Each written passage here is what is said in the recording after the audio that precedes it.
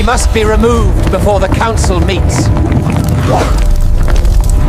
The Emperor suspects nothing.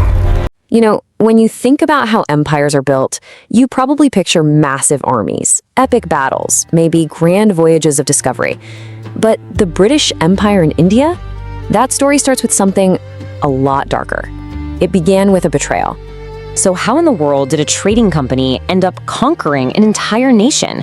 I mean, think about that for a second. We're talking about the British East India Company taking over the massive, incredibly wealthy Indian subcontinent. And the answer? Well, it's not what you'd expect. It wasn't about having a bigger army. All right, let's get right into it. The foundation of British rule in India wasn't laid on some glorious battlefield. Nope. It was built in the shadows, in secret meetings with whispered promises. It was all about a carefully crafted conspiracy designed to do one thing: turn a top general against his own king. So to really get how this all went down, we've got to rewind the clock. We're going back to the mid-1700s to a place that was basically a powder keg, just waiting to explode, the province of Bengal.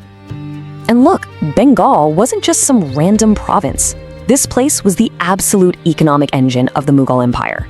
We're talking a global hub for stuff like silk, cotton, you name it. Its wealth was the stuff of legends. Get this, it accounted for almost 60% of all British imports from Asia. It was a prize that people would do just about anything to get their hands on.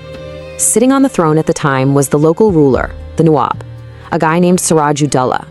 He was super young, only 23, and he was smart enough to see the British East India Company for what it was, a creeping threat. The problem was he had a pretty short fuse and made some, let's just say, unpredictable moves. And that created a lot of enemies right there in his own court. Enemies who were just biding their time. And one of the most powerful of those enemies, this guy right here, Mir Jafar. He was the commander-in-chief of the Nawab's entire army. But after being publicly humiliated, his loyalty just curdled.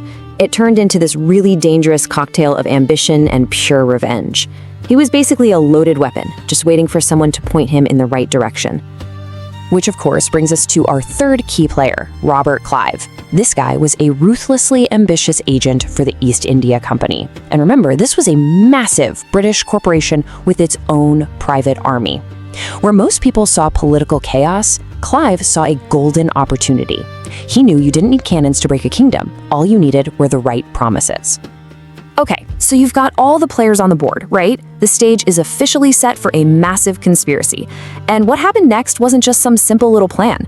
No, this was a masterpiece of political scheming, a whole architecture of betrayal, really, all designed for one single purpose: regime change.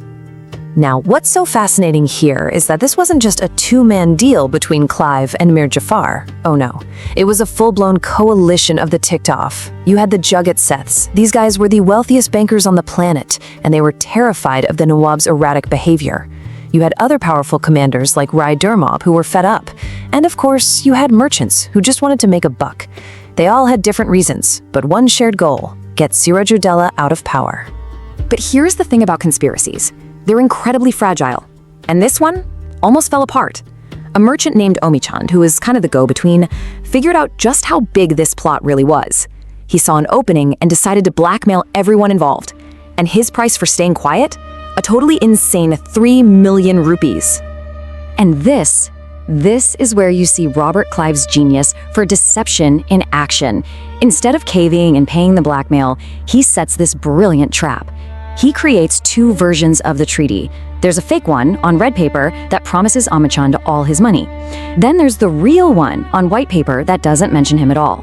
The conspirators sign both treaties, and they even forge a key signature on the fake one. Omichand falls for it hook, line, and sinker. The conspiracy is saved.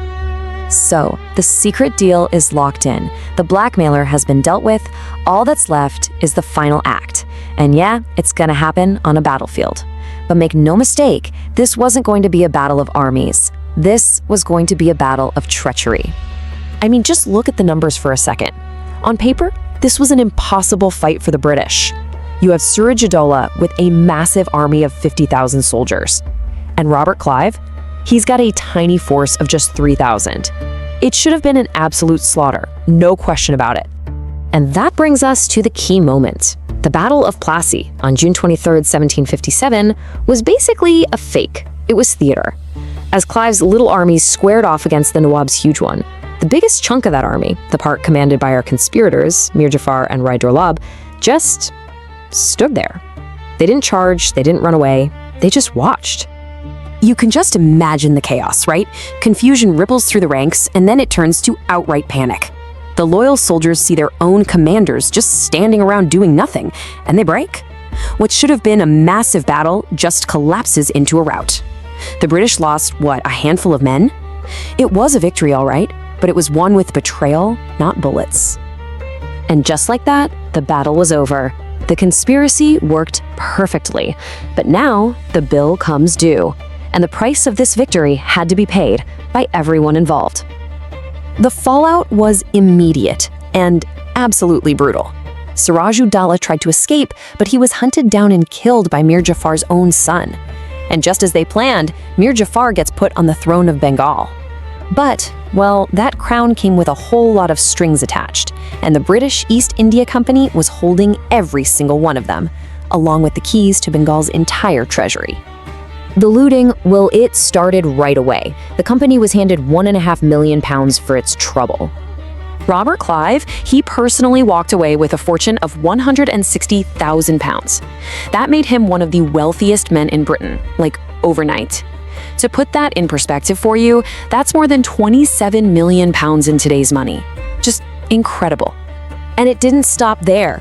Another £500,000 was handed out to the company's Army and Navy. So you see, this wasn't just some political power play. This was, flat out, the heist of an entire nation's wealth.